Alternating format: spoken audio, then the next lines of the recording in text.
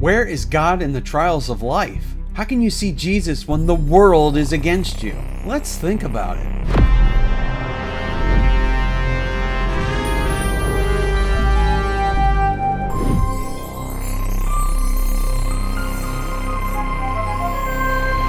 Hey, my name's Justin Harrell. I challenge you to challenge yourself to think about less taught biblical topics.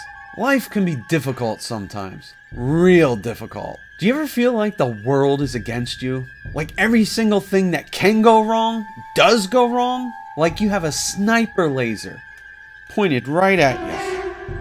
Yeah, me too.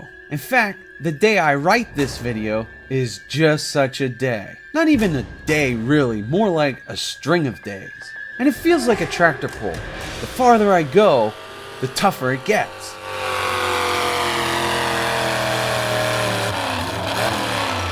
First of all, one of my cats gets out of the house and hasn't come back yet.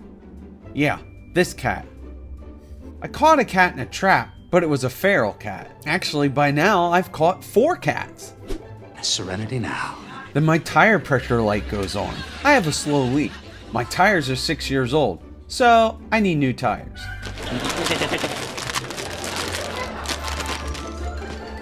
Serenity Now. My son breaks a bone in his hand.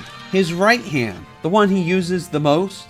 On top of that, I'm under a crunch to get some work done for my church. Videos and some class lessons. Most of my recent and upcoming weekends were and are filled with band and orchestra events. Serenity. With all this work piling up, I'm thinking, today I'll have the full day to work on it. But nope. I gotta take my son to get a cast on his arm. No problem. I'll just get up early. And then I'll have plenty of time to get the other things done that I need to get done. Oh, but the power goes out.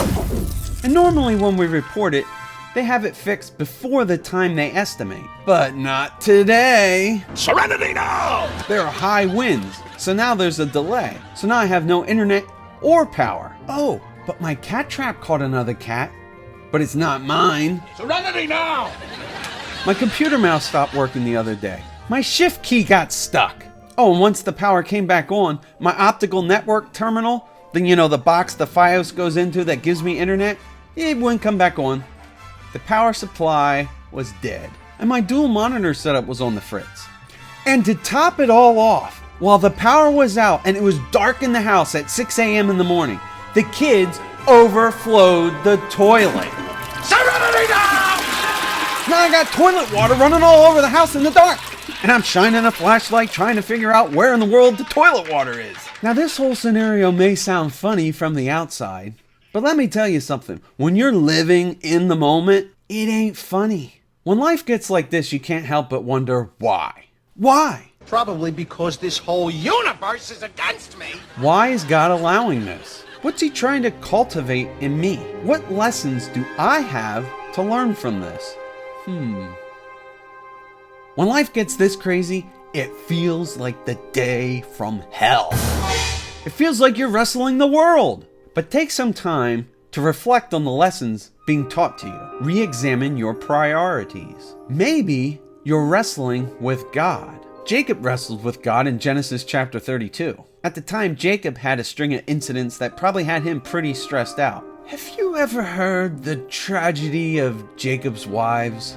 First off, Jacob gets cheated out of marrying the woman he wanted. I mean, can you imagine that? You flip up the veil and that ain't Rachel. He needs to work another 7 years to earn Rachel's hand. Then a whole soap opera ensues between Rachel and Leah over who will give Jacob the most children.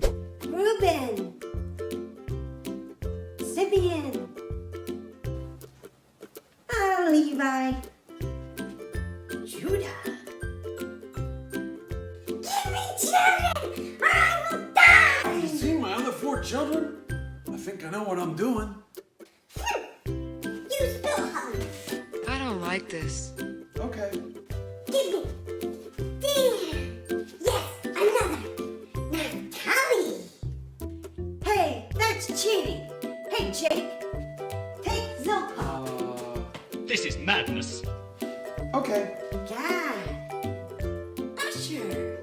How about I trade Jacob tonight for some of those mandrakes? This is ridiculous. Deal. hired you for tonight. Who do you think I am? This is very, very bad. Okay. Issachar. Zebulun. Don't forget Dinah.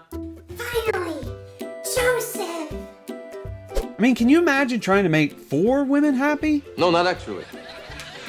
Now Jacob's ready to leave his father-in-law Laban. He's paid his debt of 14 years. Laban doesn't want Jacob to leave, so Jacob tricks him and sneaks away. Jacob was good at tricking people. He was a con man, a trickster. Wicked, tricksy, false. He tricked his brother Esau years earlier into selling his birthright for a bowl of stew. Jambalaya. But now he's feeling the stress. Laban's chasing after him, and Esau's coming at him with 400 men. Oh, and Rachel stole the household gods. They stole it from us. Probably thinking that it would help them, so that Laban can't use them to divine their location. But in hindsight, that's kind of ridiculous. And it just made Laban mad. And if I have to tell you again, we're gonna take it outside and I'm gonna show you what it's like! So Laban's in pursuit, and Esau's heading for Jacob too. So the night before he's going to meet Esau, Jacob sends a bunch of gifts ahead. We bring a message to your master and a gift.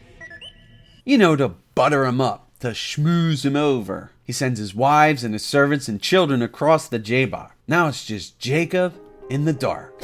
Genesis 32:24. And Jacob was left alone, and a man wrestled with him until the breaking of the day. Who might this be?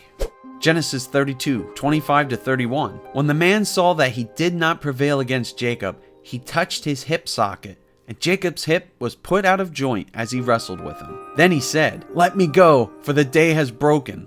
But Jacob said, "I will not let you go unless you bless me." And he said to him, "What is your name?" And he said, "Jacob." And he said, "Your name shall no longer be called Jacob, but Israel, for you have striven with God and with men, and have prevailed." Then Jacob asked him, "Please tell me your name." But he said, "Why is it that you ask my name?" And there he blessed him. So Jacob called the name of the place Peniel, saying, "For I have seen God face to face, and yet my life has been delivered." The sun rose upon him as he passed Penuel, limping because of his hip. It's clear from this passage that the person he wrestled with was God. The same God Adam saw, the same God Abraham saw, the same God his father Isaac saw. Jacob learned that night that facing life without God is foolish. As followers of Christ, we were never promised an easy life. In fact, just the opposite. Trials and struggles are a reality. They make us stronger if we run to God for strength. They force us to stop being distracted by this world and really home in on what is important. 2 Corinthians 4:8-12. For we are afflicted in every way, but not crushed, perplexed, but not driven to despair, persecuted, but not forsaken, struck down, but not destroyed. Always carrying in the body the death of Jesus, so that the life of Jesus may also be manifested in our bodies. For we who live are always being given over to death for Jesus' sake, so that the life of Jesus also may be manifested in our mortal flesh. So death is at work in us, but life in you. When you squeeze a fruit, what's inside comes out. And I'll admit, I still need some work in this area. Because sometimes being squeezed this hard and this often causes some sour stuff to come out of me. And maybe that's the point of all this. Hard times befall us to make us more like Jesus. And after all, who in all of history suffered as much as Christ did? It's something we should think about.